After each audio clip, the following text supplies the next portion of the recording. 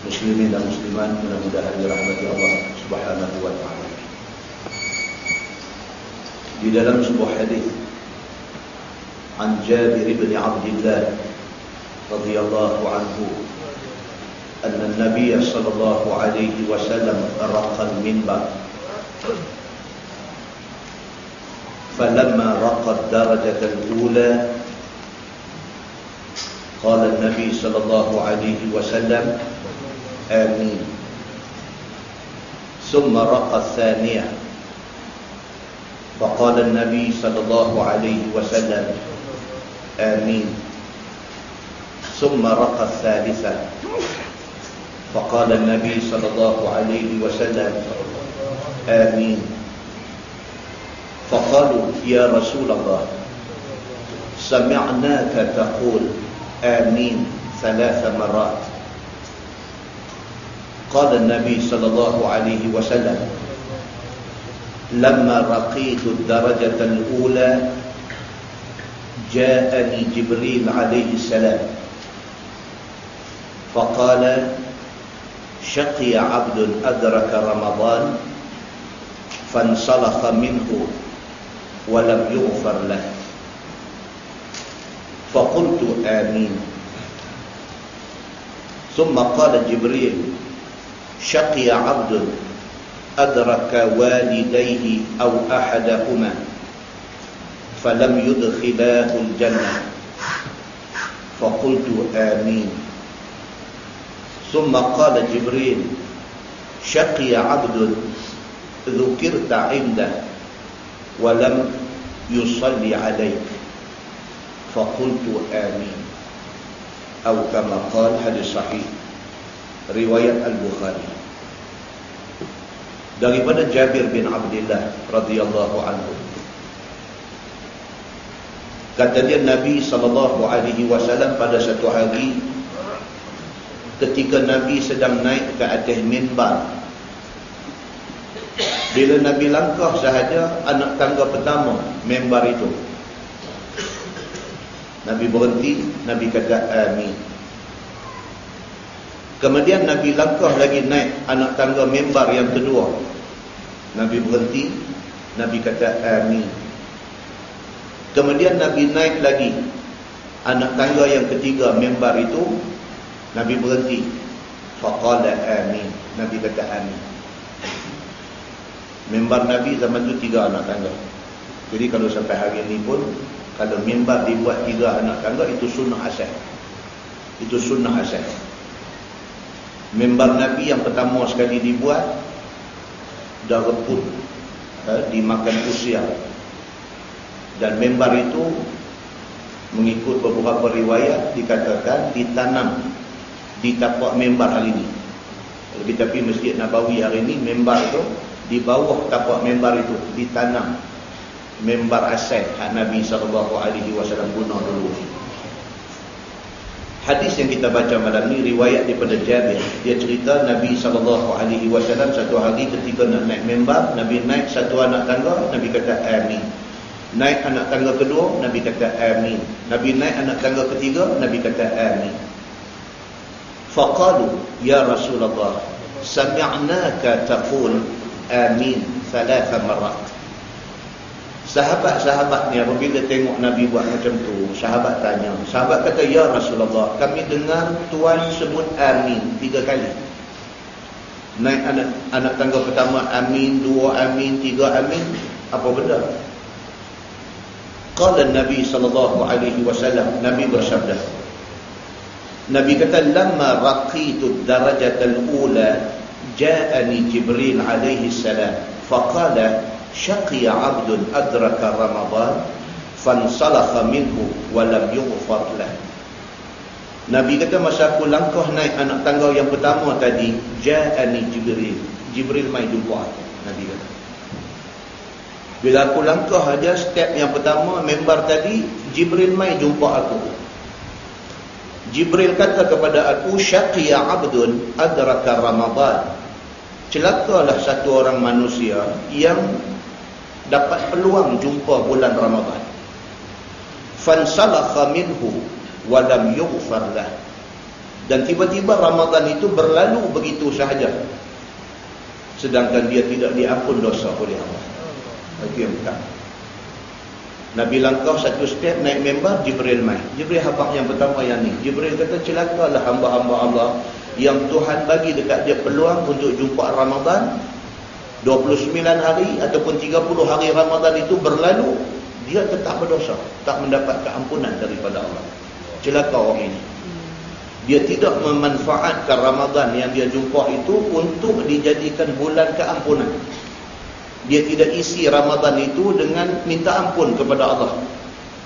Satu Ramadan mai, sampailah 29 ataupun 30 Ramadan, dia macam dia.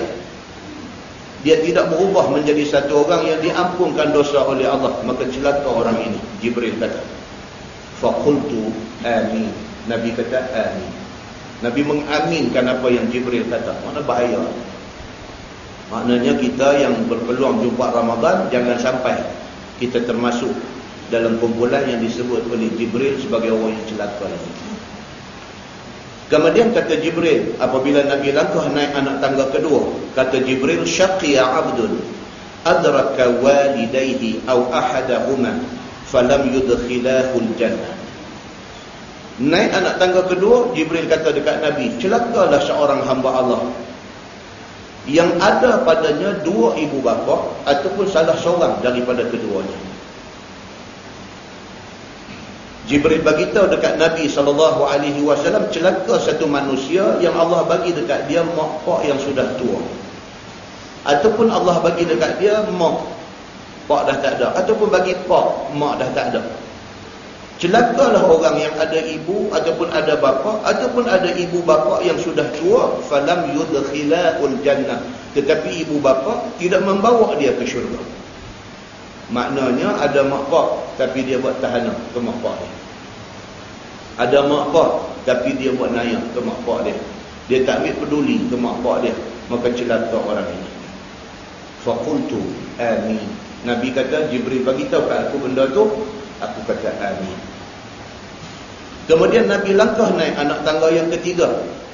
Qala Jibril, syaqiya abdun dzukirta indah wa lam yusalli alaih. Jibril kata dekat Nabi Muhammad SAW, celakalah satu manusia yang apabila disebutkan nama Nabi SAW pada dia, walam yusalli alaih, dia tidak selawat kepada Nabi SAW. Nabi kata amin.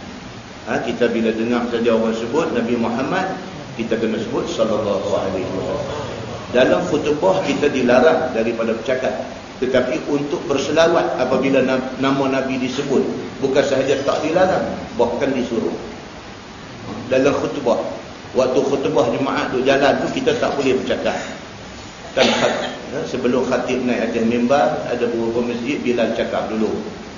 Dia sebut, dia baca satu hadis Nabi. Dia kata, iza qulta li sahibika ansit yaumul jum'atil imamu yakhtub faqad laghaut. Dia kata apabila seseorang kata kepada kawan dia, ansit, diam, wal imamu yakhtub, sedangkan imam tengah khutbah. Imam tengah khutbah, salah seorang daripada hadu dengar khutbah ni tegur kawan dia, ansit. Dia kata, pasal kau duduk bersembang, tak dengar khatib baca khutbah, dia tegur orang yang bersembang. Dia kata, ansit, diam. Hak tegur tu pun Nabi kata faqat laghaw, maka laghalah Jumaat ni. Hadu bersembang tu laghaw pada tadi dah. Ni hak tegur ni pun salah. Walaupun perbahasan hadis tu panjang, kebanyakan ulama kata tidaklah sampai sia-sia Jumaat dia, cuma Jumaat dia cacat. Tapi apapun perbuatan itu tidak.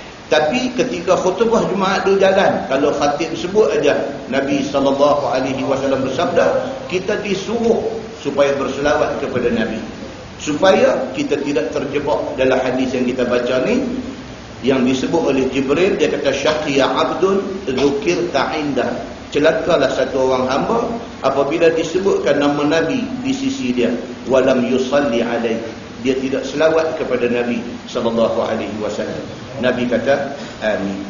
Muslimin dan muslimat yang dirahmati Allah sekalian, saya memilih untuk kuliah ini untuk kita cakap pasal puasa.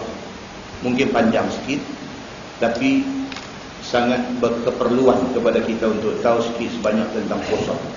Di dalam sebuah hadis riwayat daripada Abi Sa'id Al-Khudri radhiyallahu anhu, sabda Nabi sallallahu alaihi wasallam, "Ma min 'abdin yasumu yawman fi sabilillah illa ba'ada Allahu bidzalika al-yawm wajhahu 'anil nar 70 kharifah." Atau kama qala, hadis sahih riwayat Imam Muslim. Sabda Nabi sallallahu alaihi wasallam, mana-mana hamba yang puasa satu hari kerana Allah. Nabi sebut dalam hadis ni, ma min 'abdin yasumu yawman fi sabilillah. Mana-mana orang yang dia puasa, walaupun puasa itu satu hari sahaja, tetapi fi sabilillah, kerana Allah. Bukan ada kerana dia, bukan kerana dia nak jaga kesihatan, bukan dia puasa banyak, bukan kerana dia nak beritahu orang dia rajin puasa, bukan kerana tu, tapi kerana Allah Subhanahu wa taala. Illa ba'adallahu bidzalika al-yawm wajhahu 'anil nar 70 kharifah.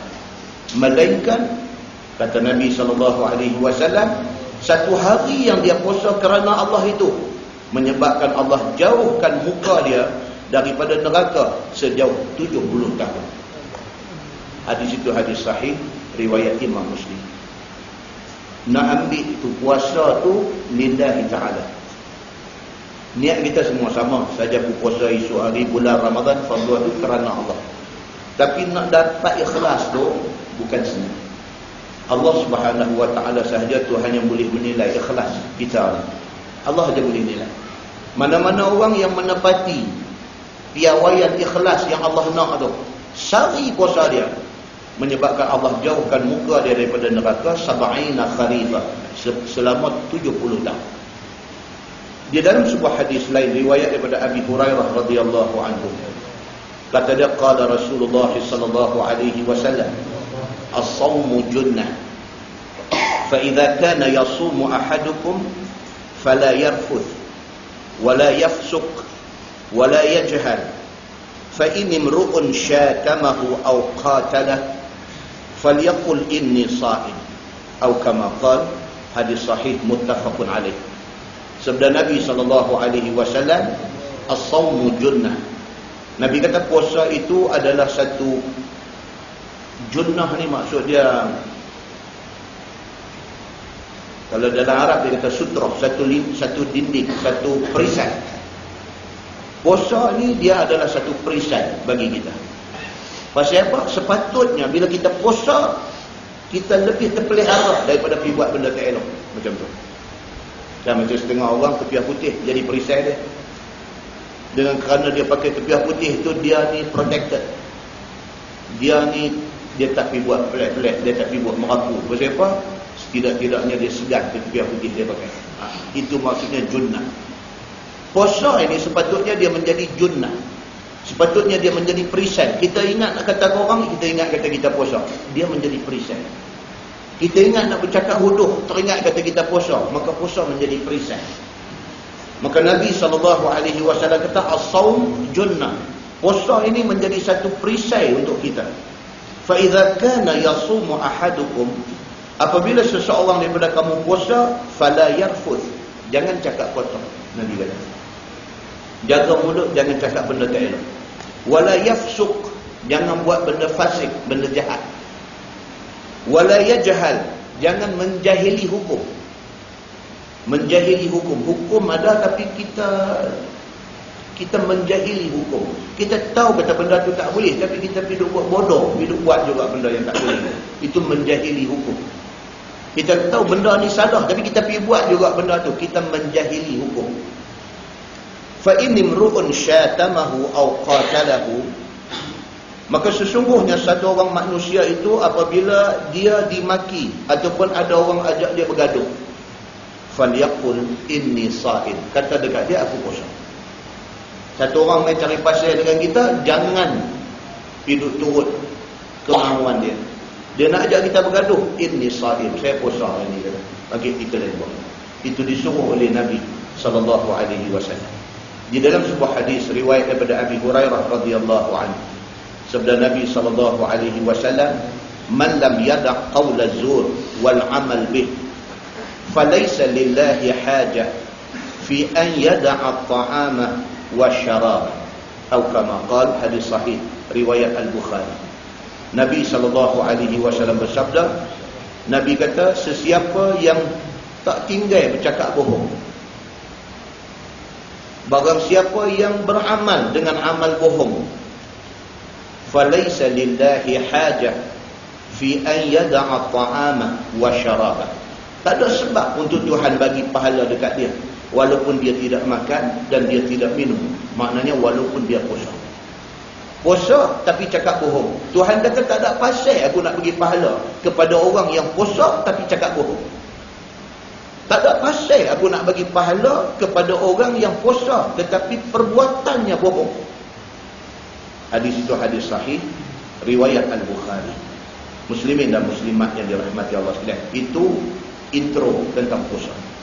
Kita faham bahawa di antara pantang larang masa puasa ialah jangan buat wuduk, jangan buat tak elok, jangan buat benda dosa.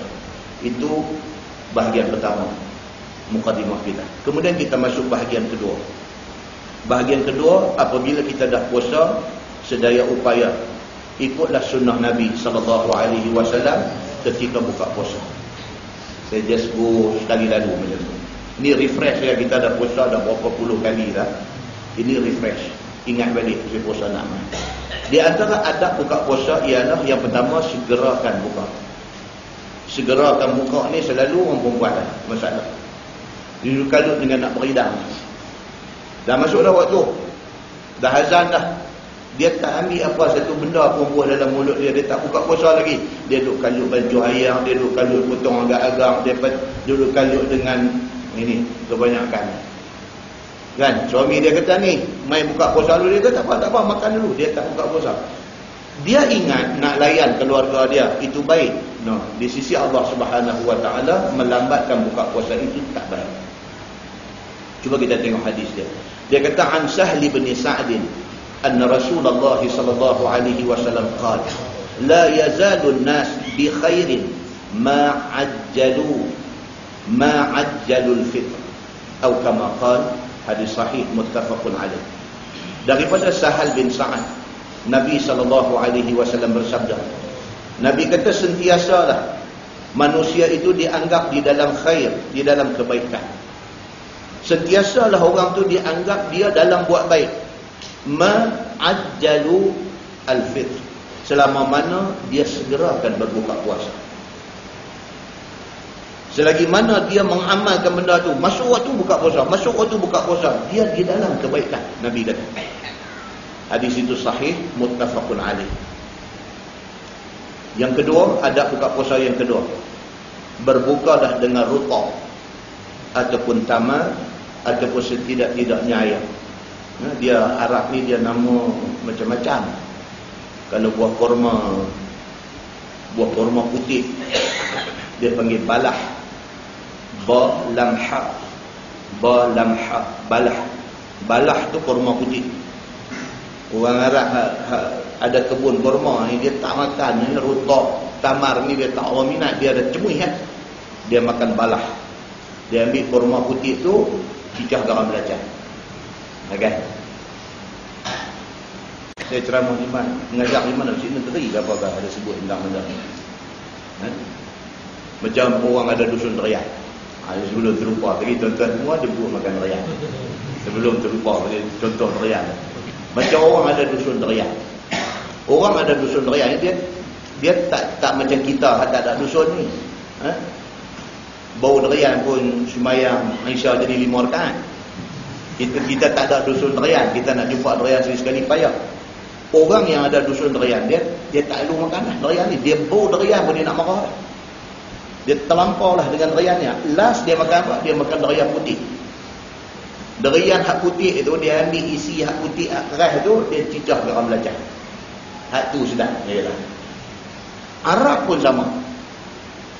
Tamar putih itu dia panggil balah. Itu satu. Lepas daripada balah, bila dia masak dia panggil rutab. Kurma hak masak di pokok tu, kurma basah tu dia panggil rutab. Kurma rutab itu disimpan untuk satu tempoh masa, dia jadi kering baru dia panggil tamar. Tiap-tiap peringkat itu dia ada nama lain-lain. Dan tahu buah kurma dia masak macam mana? Kurma ni dia masak, dia start daripada ujung. Dia start ujung, baru dia masak, baru pergi ke tangkai. Itu kurma dia masak ni dia pelik sikit. Dia start daripada ujung, dia masak, dia pergi ke tangkai. Semua buah dia macam tu. Kurma tu kurma Madinah ke kurma ni, dia masak, dia style dia masak dulu. Baik, dalam hadis Nabi SAW kata, ini Anas bin Malik bagi tahu, dia kata kana Rasulullah SAW yaftiru qabla an yusalliya ala rutabat, fa in lam takun rutabat fatumairat, fa in lam takun tumairat hasawatin min ma'in, atau kama qala, hadis riwayat At-Tirmizi dan Abu Dawud. Kata Anas bin Malik, dia kata Nabi SAW dia buka puasa dulu, baru dia sembahyang. Ini Nabi ini dia yaftiru qabla an yusalliya, dia buka puasa dulu baru dia sembahyang. Dan Nabi buka puasa itu ala rutabat, Nabi guna kurma rutab. Itu pilihan nombor 1. Kalau ada rutab, kurma masak ni, itu pilihan Nabi untuk buka puasa. Fa in lam takun rutabat fatumaira. Kalau tak ada kurma rutab, kurma masak ni, kurma basah ni, Nabi buka puasa dengan tamar, kurma kering. Dia kata, fa in lam takun tumaira hasawatin min ma'in. Kalau tak ada kurma di rumah Nabi, Nabi buka puasa dengan meneguk beberapa teguk ayam. Kalau kita buat macam tu, 30 hari kita puasa dengan niat ikut sunnah Nabi, pahala ekstra. Puasa, pahala. Buka puasa ikut sunnah, lagi satu pahala. Tuan, bulan puasa ni bulan kita nak kutip poin sebanyak mungkin. Pasal itu bulan yang Allah Subhanahu Wa Taala kira nak bagi kepada semua orang. Allah Subhanahu Wa Taala buka pintu rahmat, Allah tutup pintu neraka. Tuan-tuan buka hadis Bukhari, buka dalam hadis Muslim, dia mai cerita ni semua. Sayangnya Allah kepada bulan Ramadan ni diperintahkan supaya ditutup pintu neraka dan diperintahkan supaya dibuka seluas-luasnya pintu rahmat, pintu belas kesian Allah. Ini bulan kira Allah nak bagi pahala kepada hamba-hamba ni. Cuma dia minta satu syarat dia. Minta kita ni buat according to perintah dia dan perintah Nabi SAW. Ikut aja yang tu, Allah Subhanahu Wa Taala bagi pahala bersungguh-sungguh kepada manusia. Di dalam sebuah hadis riwayat daripada Salman bin Amir Ad-Dabbi radhiyallahu anhu, kata dia an Nabi sallallahu alaihi wasallam qala, "Idza aftara ahadukum falyuftir ala tamrin fa innahu barakah, fa in lam yajid falyuftir ala ma'in fa innahu tahur." Atau kama qala, hadis sahih riwayat At-Tirmizi dan Abu Dawud daripada Nabi sallallahu alaihi wasallam. Nabi kata, apabila buka puasa seseorang kamu, maka bukalah puasa menggunakan tamar. Nabi kata, seberapa boleh. Buka puasa biarlah hak mula masuk dalam mulut kita tu tamar, kerana itu makanan Nabi. Bahkan tidak cukup dengan itu, fa innahu barakah. Nabi kata kerana tamar itu barakah. Satu word, satu perkataan yang kita tak boleh explain. Tuan-tuan nak cerita tentang barakah ni, panggil satu orang yang paling alim agama, panggil satu orang yang paling pandai berbahasa, dia tak akan mampu nak cerita barakah tu apa. Dia boleh cerita, tapi tak sampai ke maksud yang Tuhan maksudkan. Tak sampai. Kerana barakah ini, dia satu anugerah Allah bagi kepada manusia. Satu manusia yang kita tengok pendapatan tak banyak mana, tapi hidup bahagia. Barakah. Boleh habaq begitu je. Satu orang yang Allah bagi dekat dia 2-30 ribu sebulan, tapi nampak susah. Bukan susah dari segi kebendaan, bukan susah dari segi materialistik. Dia susah. Dia jiwa tak tenteram, dia selalu susah hati, dia jadi ghaflah, dia jadi tidak ada barakah. Satu orang yang Allah Subhanahu Wa Taala bagi cukup-cukup.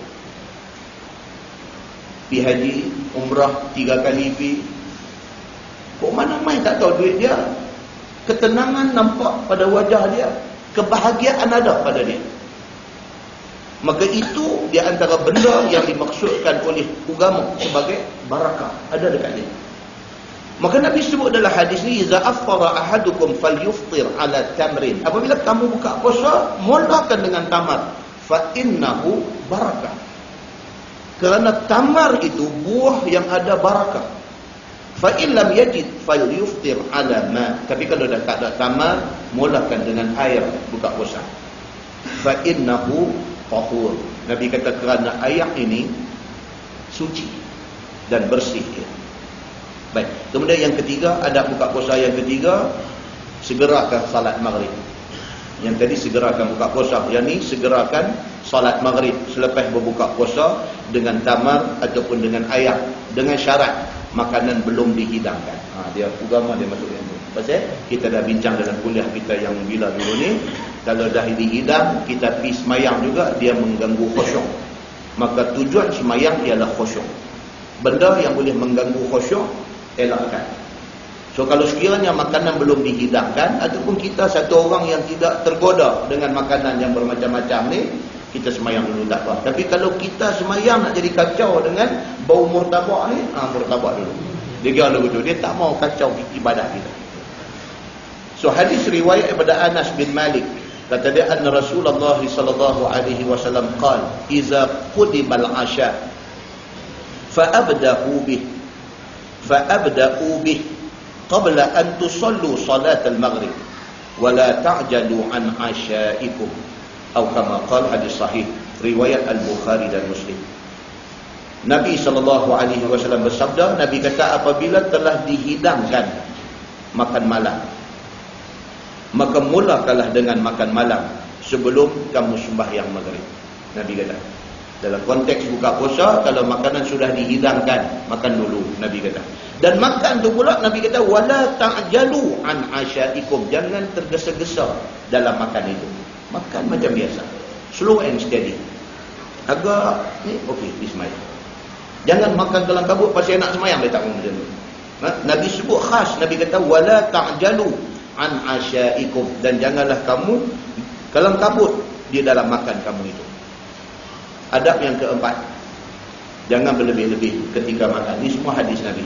Semua hadis Nabi. Yang keempat, dia kata jangan berlebih-lebih ketika makan. Firman Allah, wa kulu washrabu wa la tusrifu innahu la yuhibbul musrifin. Makanlah, minumlah, Tuhan kata, tapi jangan sampai berlebih-lebih. Allah tak suka kepada orang yang berlebih-lebih. Lebih-lebih lagi kita tak tahu kita nak mati je lah. Makan sampai macam apa. Tuan-tuan, terlampau sangat makan ni, kalau mati susah. Susah apa? Susah orang mandi kita tu. Susah orang yang mandi mayat kita tu susah. Banyak sangat makanan dalam perut. Masa mandi mayat lambat. Tekan dia keluar. Tekan dia keluar barang. Tekan dia keluar barang. Mandi mayat lambat. Tak boleh. Dia tak boleh. Kita tak tahu ni apa kita nak mati bila. Tak mati pun dia kena tulang ikan ke apa kan, memang cantik lah perut tu dia.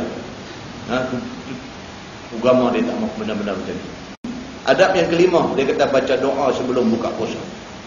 Baca doa sebelum buka puasa. An Abdillah ibn Amr ibn al-As, qala Nabi sallallahu alaihi wasallam, inna lis-sha'im 'inda fitrih la da'watun ma turaddu.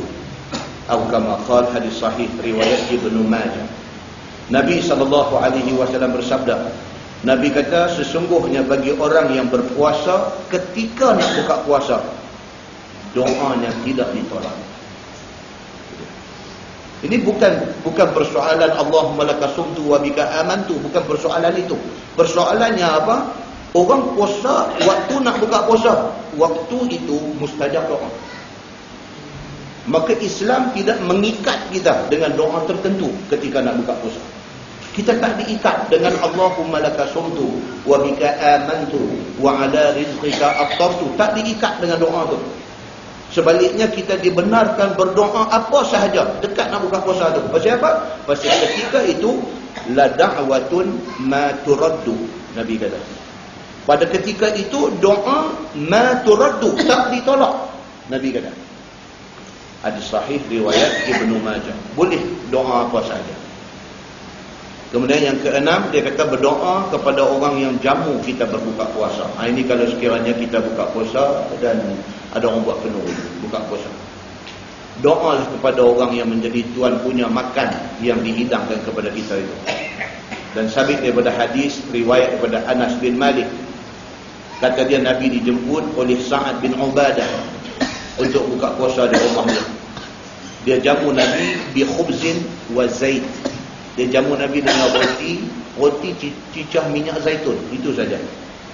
Bila bagi aja dekat Nabi makan, Nabi doa. Nabi kata, afdara indakumus sa'imun, wa akala ta'amakumul abrar, wa sallat alaikumul malaikah. Itu doa Nabi kepada Tuan punya makan itu. Nabi kata telah buka puasa di sisi kamu, orang-orang yang berpuasa. Nabi kata dekat tuan rumah tu. Wa akala ta'amakumul abrar, dan telah makan makanan kamu oleh orang yang baik-baik. Nabi kata wa sallat alaikumul malaikah, dan malaikat mohon rahmat untuk kamu. Hadis itu hadis sahih riwayat Imam Abu Dawud. Dan satu adab yang kalau boleh kita selit masuk ialah apa? Selepas habis Ramadan 30 hari, jangan lupa puasa 6 Syawal. Jangan lupa puasa 6 Syawal, kerana ia sangat penting. Kerana disebut di dalam hadis Nabi SAW bersabda, Nabi kata man shama Ramadan summa ba'ahu sittan min Syawal kana kasiyamid dahri. Hadis sahih riwayat Imam Muslim.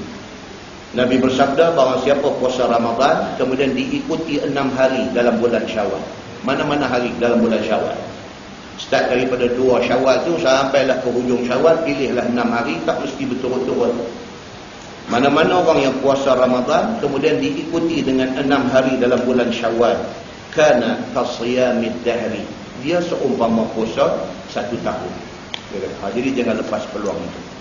Macam kita lah, kita ni kadang-kadang confuse orang kita ni kan. Pakat dua hantar SMS, dia kata esok 15 apa? Esok 15 Sya'ban, nisfu Sya'ban, jom kita puasa. Tak ada puasa 15 Sya'ban. Mana ada puasa 15 Sya'ban? Tak ada. Tak ada. Sama dengan hantar mesej, esok 1 Muharram, jom kita puasa 1 Muharram. Tak ada puasa 1 Muharram. Yang ada dalam hadis ni apa dia? Nabi bagi Aisyah beritahu. Aisyah kata Nabi SAW banyak berpuasa di dalam bulan Sya'ban dan Nabi banyak berpuasa dalam bulan Muharram. Bukan Nabi puasa 1 Muharram, bukan Nabi puasa 15 Sya'ban. Dah.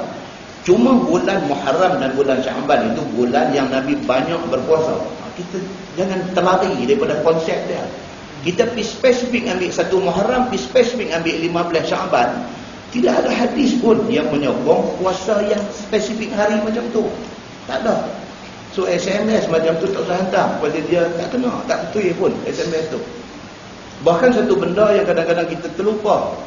Hadis riwayat daripada Abi Hurairah radhiyallahu anhu. Kata dia qala Nabi sallallahu alaihi wasallam, "Iza baqiya nisfun min Sya'ban fala tasumu." Atau kama qala, hadis sahih riwayat At-Tirmizi. Nabi sallallahu alaihi wasallam bersabda, Nabi kata apabila tinggal separuh daripada Sya'ban, fala tasumu, jangan puasa lagi.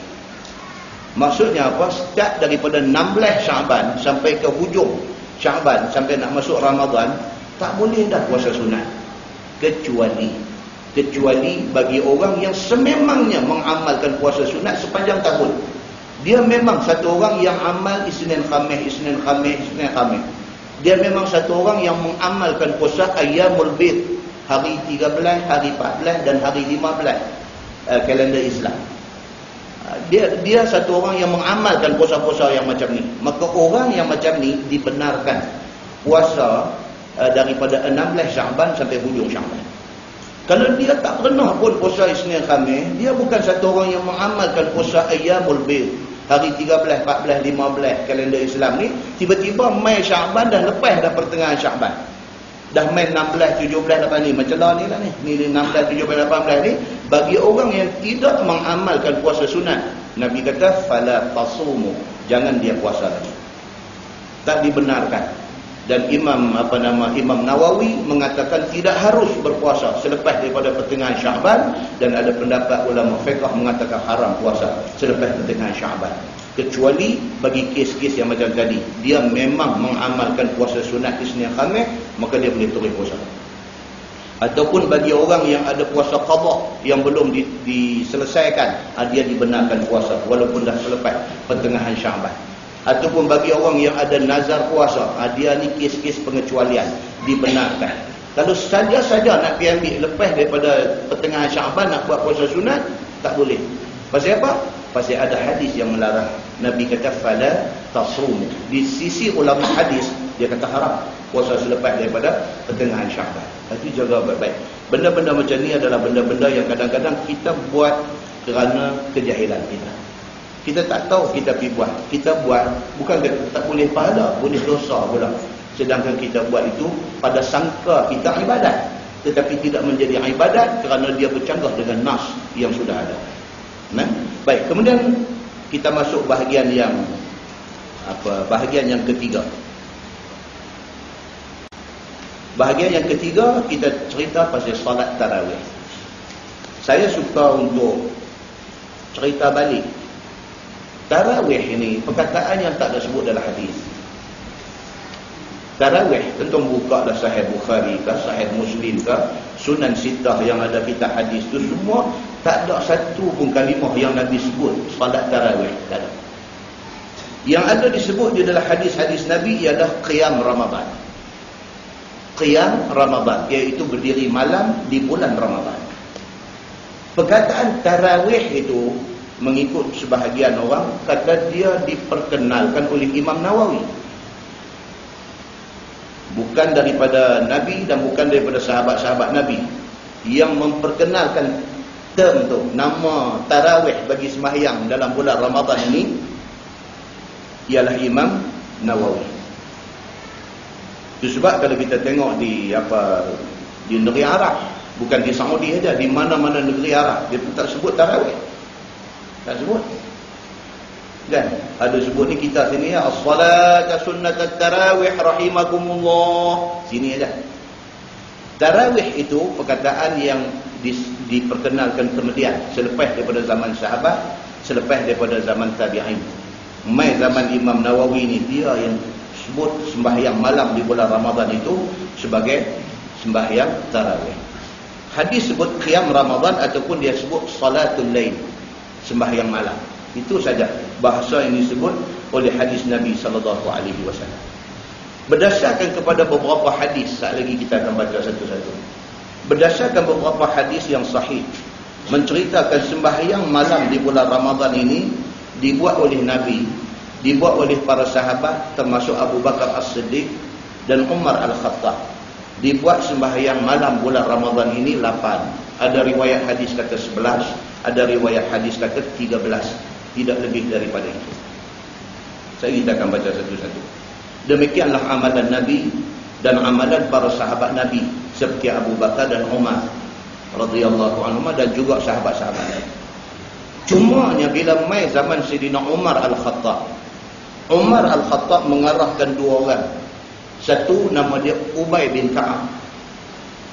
Umar mengarahkan Ubay bin Ka'ab menjadi imam sembahyang kepada orang laki-laki.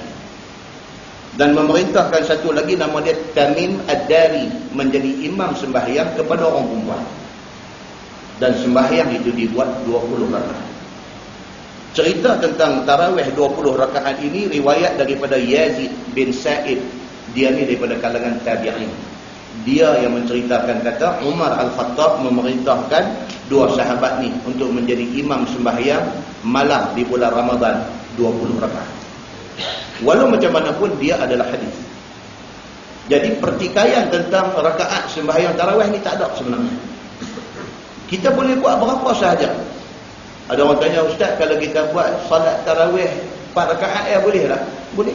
Tak ada masalah. Dia tidak ada satu hadis yang kunci bilangan rakaat tu, tak ada. Satu orang pergi masjid, dia sembahyang 4 rakaat lepas tu dia ada hal apa kan? SMS sudah masuk telefon dia. Dia pun ambil tengok bini dia kata abang balik cepat ada emergency, dia pun balik. Dia dan 4 rakaat aja. Dia balik di rumah, dia duduk cadang nak sambung lagi 4 di rumah dia. Cadang sampai pagi, tak sembahyang. Baik 4 rakaat yang dia sembahyang tadi ni, adakah itu dikira sebagai sembahyang malam bulan Ramadan? Kira. Berdasarkan ulama kata apa? Berdasarkan kepada ayat Quran, faman ya'mal mithqala dzarratin khairan yara. Barang siapa buat baik walaupun sikit, Tuhan kira. Itu dia nas dia. So, kalau orang tanya tentang bilangan rakaat sembahyang malam dalam bulan Ramadan, berapa pun boleh. Dalam hadis kata Nabi ada buat 8, ada hadis kata Nabi buat 11, ada hadis kata Nabi buat 13. Dan dia mai hadis daripada Yazid bin Sa'ib mengatakan Umar memerintahkan buat 20.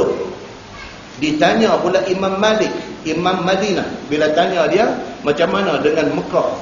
Imam Malik dia di Madinah. Orang tanya Imam Malik, macam mana Mekah dia buat 20? Kita nak buat 20 juga kah? Jawab Imam Malik, dia kata Mekah dia ada Kaabah, cukuplah dengan 20. Kita di Madinah tidak ada Kaabah, kita buat 40. Dia kata. Maka ini juga menjadi dalil menunjuk kata berapa pun tak apa.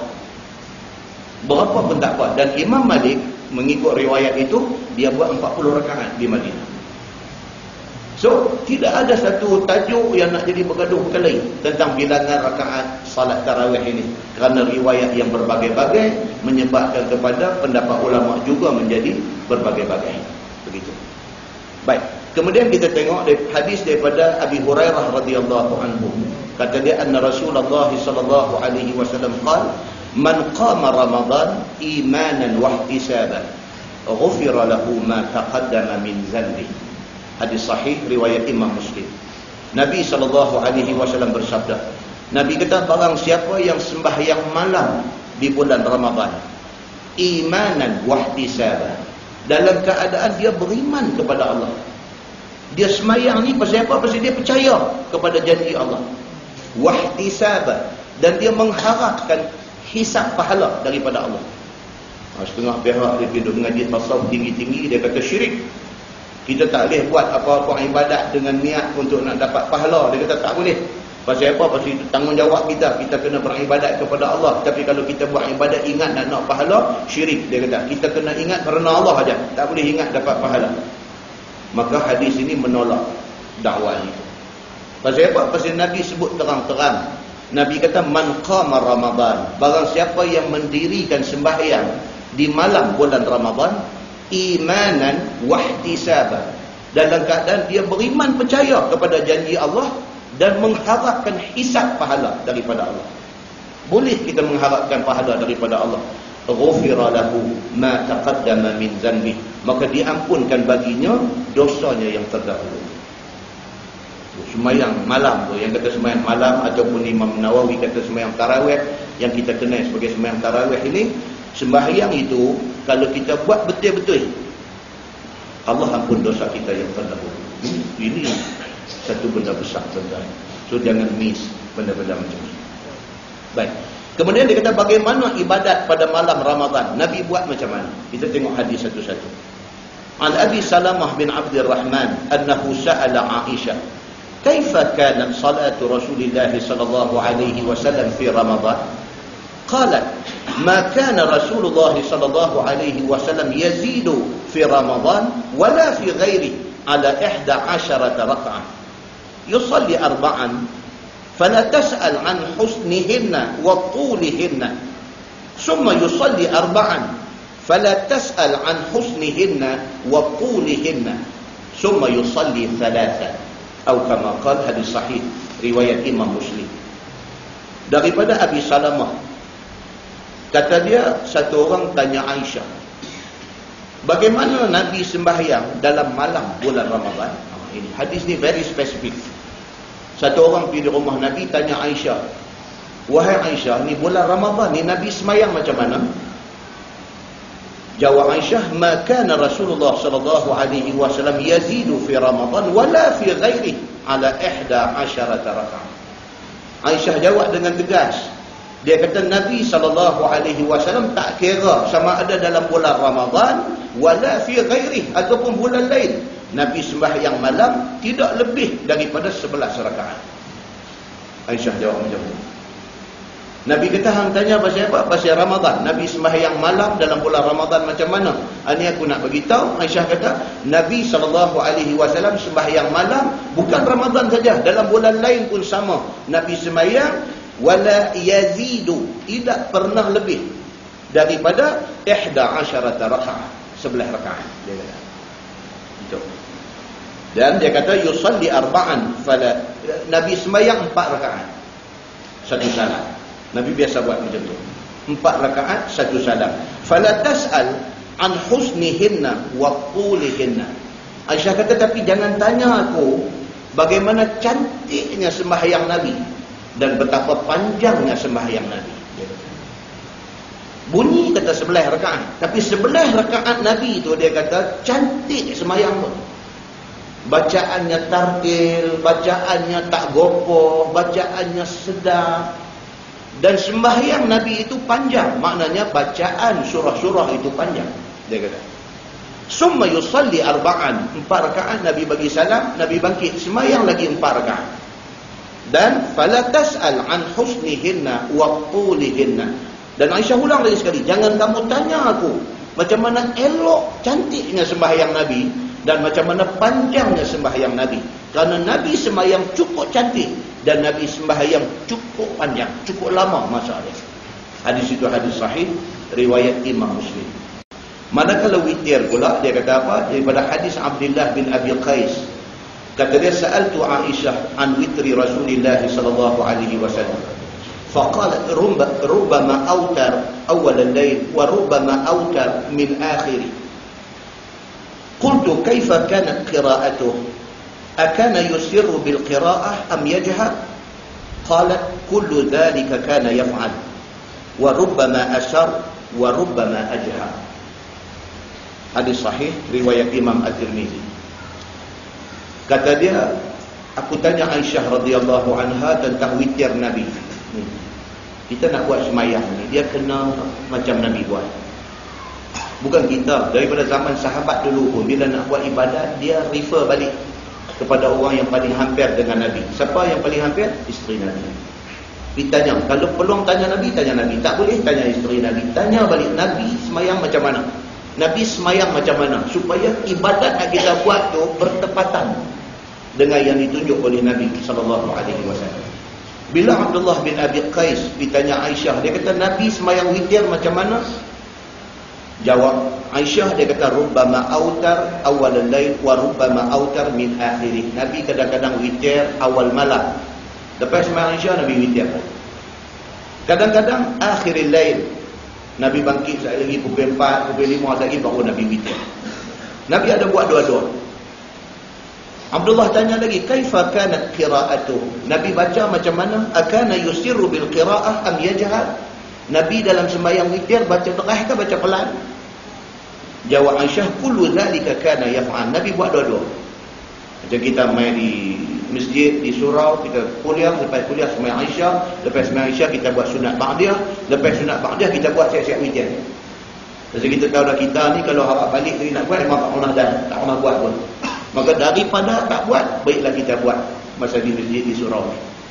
Lepas kita dah bagi salam daripada sunat ba'diyah Aisyah, bangkit, berdiri, semayang. Paling malas 1 rakaat witir. Cantiknya 3. Cantiknya 3. Kalau dah kita pilih untuk nak buat di masjid sebelum balik ke rumah, maka bacaan di dalam sembahyang witir itu pelan. Ada dia lah sini tu, baca terah seorang ujung, baca terah seorang ujung ni, terah seorang. Baca terah ni bila? Apabila witir dibuat secara berjamaah. Ataupun witir kita buat di rumah kita tak lagi. Kita lepas habis sembahyang Isyak, kita sembahyang sunat ba'diyah, kita balik. Kalau malam ni makan raya dulu balik. Kan? Lepas tu saat ni nak tidur pukul 12, nak tidur pukul 1 saat ni. Ambil ayat semayang sebelum tidur ni, Allahu Akbar. Witir sebelum tidur. Maka witir itu nak baca pelan boleh, nak baca terai pun boleh. Dua-dua dibuat oleh Nabi sallallahu alaihi wasallam. Hadis itu hadis sahih riwayat Imam Muslim, Abu Daud dan At-Tirmizi. Baik, walau macam mana pun dia kata witir yang afdal ialah witir di akhir malam. Pasal apa? Pasal hadis Jabir radhiyallahu anhu. Kata dia, qala Nabi sallallahu alaihi wasallam, man dhanna minkum an la yastayqiza akhirahu falyutir awwalah. Wa man dhanna minkum annahu yastayqizu akhirah falyutir akhirah fa inna salata akhiril lail mahdhurah wa hiya afdal. Hadis sahih riwayat Imam Muslim, At-Tirmizi dan Ibnu Majah. Nabi bersabda, Nabi kata barang siapa yang rasa dia tak boleh nak jaga malam, dia rasa dia kalau tidur ni subuh lah, dia semua tiket ekspres. Dia kalau ambil tiket lepas Hansia ni memang pagi Jumaat baru sampai destinasi dia. Dia memang tak pernah lah nak jaga pukul 2, pukul 3 ni tak pernah. Kalau dia jenis macam tu, falyutir awalah, witir awal. Lepas Hansia buat saja. Gitu. Tetapi barang siapa yang rasa dia boleh bangkit akhir malam, dia jenis orang boleh jaga akhir malam, Nabi kata falyutir akhirah, witir tunggu sekali lagi, masa bangkit pukul 4 sekali lagi baru buat witir. Pasal apa? Fa inna salata akhiril lail mahdhura. Nabi kata kerana sembahyang di akhir malam, sembahyang pukul 4 pagi, pukul 4.30 pagi, pukul 5 pagi ni mahdhura, dihadiri. Maksudnya apa? Dihadiri oleh malaikat. Dan ulama hadis kata apa? Disaksikan oleh malaikat. Wahia afdal. Nabi kata itulah yang paling afdal. Nabi kata itu dalam kes apa? Luar daripada bulan puasa. Ini kita nak mengatakan itu bagi kes luar daripada bulan puasa.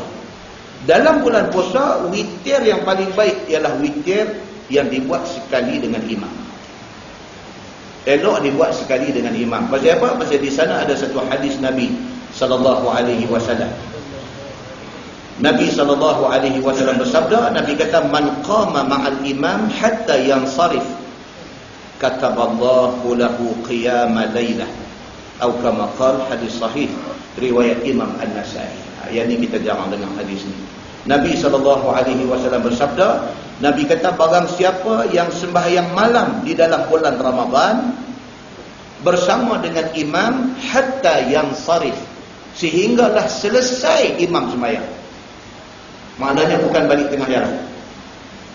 Barang siapa yang sembahyang tarawih, dia sembahyang daripada awal sama dengan imam hatta yansarif, sehinggalah imam selesai semua sembahyang dia.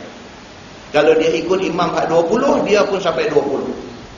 Kalau dia ikut imam yang buat 8, dia pun sampai 8. Barang siapa yang sembahyang malam dalam bulan Ramadan bersama dengan imam hatta yansarif, sehinggalah imam selesai sembahyang semua sekali, kataballahu lahu qiyama lailah, maka Allah tulis kepadanya orang yang melakukan qiyamul lail bulan puasa. Ulama hadis kata apa? Mafhum daripada hadis ini, geng hadap balik tengah jalan, dia tidak dapat pahala qiyamul lail. Dia dapat pahala tarawih saja. Dia dapat pahala sembahyang tarawih 8 rakaat, tu imam duduk sambung lagi, dia dah balik dah, dia dapat pahala yang dia sembahyang. Tetapi tidak ditulis di sisi Allah, tidak ditulis dia qiyamul lail dalam bulan Ramadan. Itu pendapat yang dipegang oleh semua ulama hadis tentang tafsiran hadis ini. So benda ni tentang, kalau boleh compromise, that is the best. Kalau boleh compromise. Kalau kita dah kenal pasti penduduk di kawasan kita ni semua jenis 8 rakaat ni, tak satu penerai 20. Pasal apa? Pasal tinggal pun 7 orang yang tu. Entah ada tengok dah di masjid-masjid ni, tinggal satu sah pun tak penuh. Yang tadi ni sampai ke Kolah. Sampai ke Kolah, saya tanya lah masjid tu besar ke kecil, tapi sampai ke Kolah orang. Dia main Al-Khalifah tu apa ni, dia main 8 ni tak lagi pakai mangkit, keluar abu kasut, royong rendah. Memang tengok tinggal imam tu pun kalau boleh nak balik. Imam tu pun dia kalau boleh, dia pun dia cukup tension dengar daripada abu kasut balik ni. Tapi nak buat macam mana dia imam? Dan masjid memutuskan nak buat 20.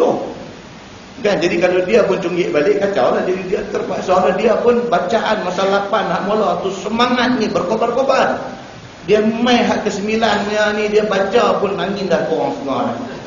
Lagu pun dah jadi tak apa nak sedap, napas pun pendek. Itu satu bab. Bab yang kedua pada ni yang Nabi kata ni, man qama ma'al imam hatta yansarif. Barang siapa yang berdiri malam sembahyang bersama dengan imam hatta yansarif, itu perkataan yang menjadi fokus dia, sehinggalah selesai sembahyang semua. kataballahu lahu qiyama lailah, maka Allah tulis bagi dia ni pahala qiyamul lail bulan Ramadan. Syarat nak dapat tu tulis pahala qiyamul lail Ramadan tu, syarat dia apa? Hatta yang sarif, dia kena hadis sama dengan imam.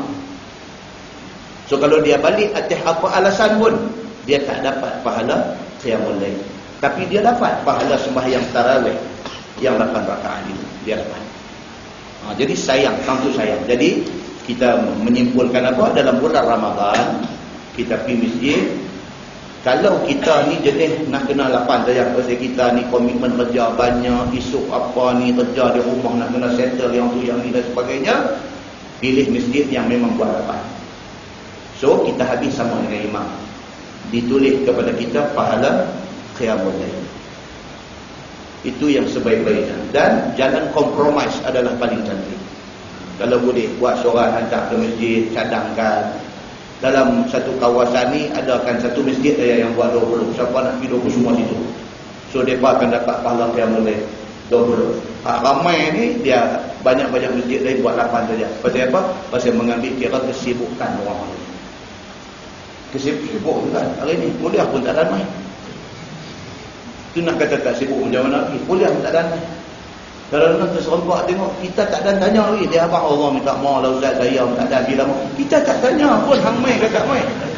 Tapi Allah Akbar, saya minta maaf lah tak dan saya kalut lah ni kerja ni duk balik ke 8.30 9 duk sampai rumah kena ke 10 sampai Allah tak dan saya. Dia kata saya tak tanya pun. Tapi dia rasa guilty. Pasal apa kan? Kesibukkan kerja. Tak boleh kata apa. Ni kita di sini ni kalau nak jam pun seberang jaya sikit aja, nak turun Jambatan Pulau Pinang sikit aja. Tentang bayangkan sahabat kita di Kuala Lumpur. Turun kerja ni subuh ni duk minta, kalau subuh lewat ni susah hati lah. Kalau subuh lewat susah hati, duduk Ulu Kelang kerja Putrajaya. Tu nak canggah api pukul 6 kena turun lah. Pukul 6 kena turun balik. Kira kuliah maghrib ni memang tak ada. Dia kata ustaz nasib baik ada kaset ni boleh duk dengar dia cerita. Nasib baik dia kata ada kaset. Tu nak tanya ustaz satu, dia kata. Apa dia? Tak saya dapat tak pahala duduk dengan malaikat ni kata. Dan dia pun duduk dengar hadis kata duduk dalam kuliah pengajian ni, taman syurga dah, duduk dengan malaikat lah apa. Dia kata saya memang tak ada sangat. Dia kata saya ni harap weekend Saturday Sunday lah kot dah boleh pergi tumpang majlis ilmu ada tepi-tepi rumah ni. Dia kata aku nak pergi mengaji ni tak ada. Dia kata saya harap dengar kaset, duduk dia cerita ya pasang, duduk dia cerita ya pasang. Saya kira macam mana ustaz, kira malaikat ada sebelah ke? Dia kata dia boleh tengok dah nampak. Kalau nampak dia macam putih bayang-bayang dah sebelah ada lah kot. Entah, kita tak boleh kata kat dia. Pasal apa? Kesibukan kerja. Kesibukan kerja. Kita tak boleh kata kat dia, kita tak boleh nak hina dia, jauh lebih sekali tak boleh. Karena kita kena memahami kesibukan orang lain. So berbalik kepada hal sembahyang tarawih ni pun, dia kena rahim benda-benda macam ni. Kalau tidak, sayanglah. Pasal apa? Hadis tadi dah bagi tahu. Kalau dia sembahyang tidak tunggu sampai hatta yang sarif, sampai imam selesai, dia balik sama dengan selesainya imam sembahyang, barulah Allah tulis kepada pahala qiyamul lail. Jadi dia tak dapat yang tu, pasal dia turun tengah jalan. Dia naik pas, dia tak sampai ke stesen betul tu, dia tengah jalan terjun turun. Jadi dia tak dapat pahala tu, kesianlah dekat dia. Kalau ada satu pilihan dekat dia, surau mana ke, buat 8 rakaat ke apa, dia pergi dan dia sembahyang sekali dengan tarawih dengan witir, dan dia tamam sembahyang dia sama dengan imam habis sembahyang, insya-Allah dia dapat apa yang disebut oleh Nabi SAW di dalam hadis tadi. Nah, muslimin dan muslimat yang dirahmati Allah sekalian. Jadi itu di antara refresh yang kita nak buat sebelum mainnya bulan puasa ni. Kemudian kalau kita nak ambil tambahan dia, kita kata apa? Balik kepada soalan tadi, kalau sekiranya kita sembahyang dengan imam, elokkah kita buat witir sama dengan imam, ataupun kita hold dulu witir kita, pasal saat lagi kita cadang nak bangkit masa sahur, nak buat tahajud, kemudian baru nak buat witir. Jawapan dia berdasarkan kepada hadis tadi ni, sebaik-baiknya kita tarawih dan witir bersama dengan imam. Untuk kita nak ambil kataballahu lahu qiyama lailah, nak ambil itu, Allah tulis nama dia sebagai orang yang buat qiyamul lail, buat yang tu dulu. Saat ni bangkit sahur, kalau jaga buat balik. Kita nak buat tahajud ke apa-apa buat. Dan di sana ada lagi dua pendapat. Satu pendapat kata tidak perlu witir lagi. Pasal apa? Pasal sabit daripada hadis Nabi SAW. Nabi kata la witrani fi lailah. Tidak ada dua kali witir dalam satu malam. So, oleh kerana kita dah tarawih, dah witir dah tadi, masa bangkit sahur kita cuma buat tahajud sahaja, tidak ada witir lagi. Satu pendapat lagi pula, dia kata apa? Kalau sekiranya benda itu tidak dirancang, maknanya dia tak plan untuk nak buat 2 kali witir, aku malam ni nak buat witir 2 kali. Dia tak plan macam tu. Cuma benda tu jadi secara tak dirancang. Dia bangkit pukul 4, pukul 5 bangkit, dah bangkit dah, takkan aduk saja sembahyang tahajud, maka dia boleh tutup lagi sekali dengan witir dia. Tetapi itu pendapat yang lemah. Pendapat yang kuat, dia kata apa? Kalau sudah buat witir tadi, memadai dengan itu saja witir. Tidak ada 2 witir dalam satu malam. Itu benda yang selalu menjadi muskil kepada kita semua. Kemudian saja satu tambahan lagi tentang cara duduk di dalam solat. Cara duduk tahiyat akhir di dalam solat yang 2 rakaat ni. Cara duduk tahiyat akhir di dalam solat yang 2 rakaat. Kita sembahyang subuh 2 rakaat, sembahyang Jumaat 2 rakaat, kita sembahyang sunat-sunat biasa ni 2 rakaat. Cara duduk yang lebih eloknya macam mana? Adakah duduk iftirashi, duduk macam duduk tahiyat awal tu, ataupun duduk tawarruk, duduk macam tahiyat akhir yang kaki keluar ke tepi? Dua-dua pun ada hadis yang menceritakan boleh duduk macam tu. Nabi ada ketika duduk iftirashi dalam tahiyat akhir, dan ada kala Nabi duduk tawarruk di dalam tahiyat akhir sembahyang yang 2 rakaat. Adapun sembahyang yang 3 dan 4 rakaat, tahiyat akhir dia memang tawarruk. Sepakat semua ulama. Tahiyat akhir bagi sembahyang yang 3 dan 4 rakaat, sembahyang maghrib, sembahyang zuhur, asar, isya, tahiyat akhir duduk kaki keluar ke tepi itu dia panggil tawarruk. Itu sepakat semua ulama. Ulama berbeza pendapat tentang sembahyang yang 2 rakaat, iaitu subuh, Jumaat dan sembahyang-sembahyang sunat yang 2 rakaat. Duduk tahiyat akhir bagi sembahyang yang 2 rakaat ini, macam mana duduk dia? Kalau tengok pendapat Imam Syafi'i, dia borong. Dia kira tahiyat akhir duduk tawarruk. Itu Imam Syafi'i. Sembahyang 2 rakaat ke 3 rakaat ke 4 rakaat ke, kalau tahiyat itu tahiyat akhir, duduk dia kaki keluar ke tepi. Itu pendapat Imam Syafi'i. Manakala pendapat Imam Ahmad bin Hanbal, Imam Ahmad bin Hanbal dia bezakan. Bagi sembahyang yang 2 rakaat, subuh, Jumaat ataupun sembahyang sunat yang 2 rakaat, dia kata duduk tahiyat akhir bagi sembahyang yang 2 rakaat adalah duduk macam tahiyat awal. Itu pendapat Imam Ahmad bin Hanbal. Sebab tuan-tuan, kalau kita pergi di Mekah, Madinah apa semua, Arab semua dia duduk tahiyat akhir, duduk macam tahiyat awal tu. Pasal apa? Pasal itu fatwa Imam Ahmad bin Hanbal. Itu yang dia pegang, dan dua-dua ada hadis dia. Kemudian cuma dari segi sembahyang jamak qasar ataupun sembahyang qasar, yang tu sepakat ulama-ulama hadis mengatakan duduknya adalah duduk tahiyat awal. Pasal apa? Pasal sembahyang qasar itu ialah sembahyang yang direngkahkan. Maknanya daripada 4 ambil 2 maknanya ambil 2 hak mula. 2 hak mula maknanya dia berakhir tang tahiyat awal. Maka kedudukan sembahyang, kedudukan tahiyat akhir di dalam sembahyang qasar ataupun jamak qasar, duduk dia seperti duduk tahiyat awal. Itu disepakati oleh ulama-ulama hadis. Tetapi Imam Syafi'i dia tak kira. Dia kira tahiyat akhir duduk dia tawarruk. So apa yang kita nak beritahu ialah apa kan, duduk macam mana pun tak salah. Ada hadis yang menyokong kedua-dua perbuatan ini. Tuan-tuan pilih untuk nak duduk macam tahiyat awal ke, tuan-tuan pilih nak duduk macam tahiyat akhir ke, dua-dua tu ada hadis. Nabi biasa buat dua-dua. Maka tidak jadi salah kepada siapa-siapa. Saya ada orang tanya juga benda ni. Dia tahu, ustaz ni macam yang tarawih bulan puasa ni. Ada orang dia tahiyat akhir dia duduk macam tahiyat awal semua. Sampailah 20 rakaat. Sampailah dia duduk macam tu kan. Macam mana? Tak apa. Tak apa. Ada pula tanya ustaz. Ada satu ustaz sebab dia sebut ustaz pula. Dia buat macam mana? Dia kata 2 rakaat dia duduk tahiyat awal. Sekali 2 rakaat lagi dia duduk macam tahiyat akhir. Sekali lagi mai rakaat yang ke-6 dia duduk macam tahiyat awal. Sekali lagi mai rakaat ke-8 dia duduk macam tahiyat akhir. Itu kira macam mana pula? Saya tanya itu dia punya pasien. Tak ada apa-apa.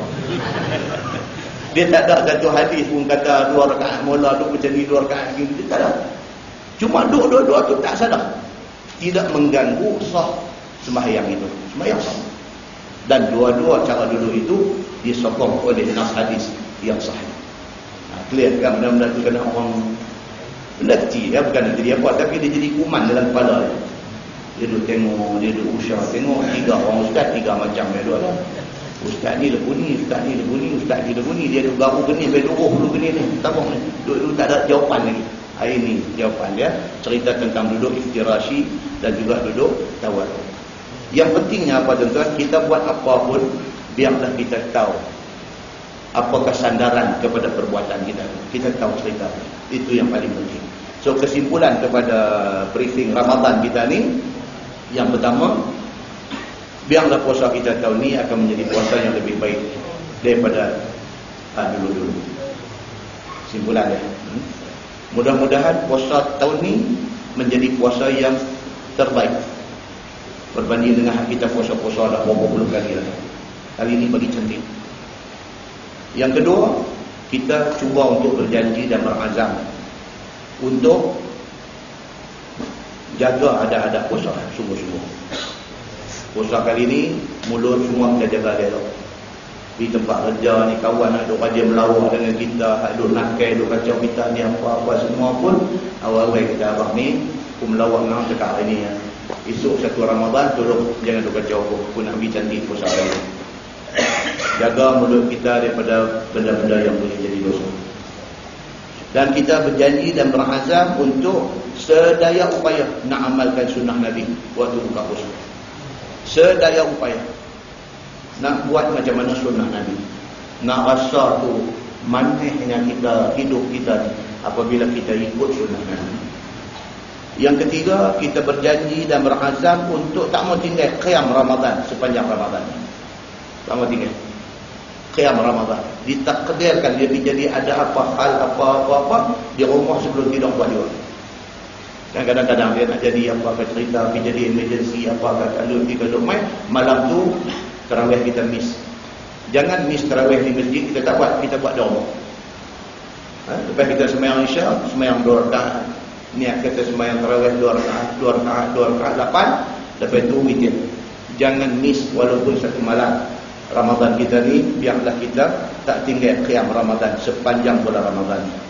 Dan kita berjanji dan kita berazam untuk nak salat sama dengan imam hatta yang sarif, sampai imam habis bagi salat, supaya ditulis nama kita ni sebagai orang yang qiyam pada waktu malam.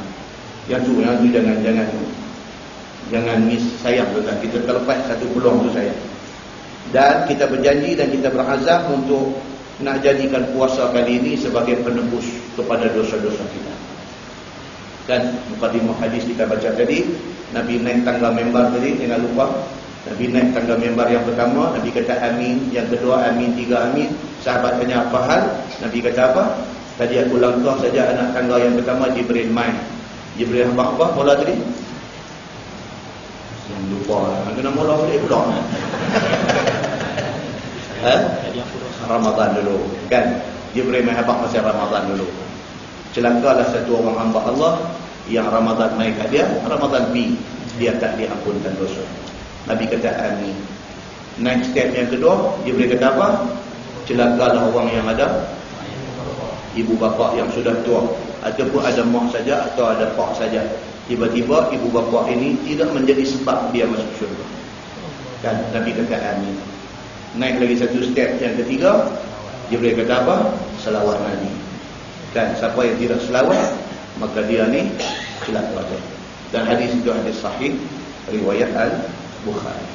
Jadi kita berazam supaya puasa kita kali ini betul-betul menjadi puasa yang menebus segala dosa dan kesalahan kita yang telah kita buat sebelum daripada ini. Mudah-mudahan saya mendoakan kesejahteraan kepada tuan-tuan semua, dan tuan-tuan doakan kesejahteraan untuk saya, dan mudah-mudahan bulan puasa ni betul-betul menjadi bulan ibadah kepada kita semua, insya-Allah. Nah, kita lagi sekali peringat, yang tu kalau tuan-tuan tak makan, ada masalah besar. Tuan-tuan kena makan. Kita tanggung dengan tasbih kafarah dan surah al-Nas.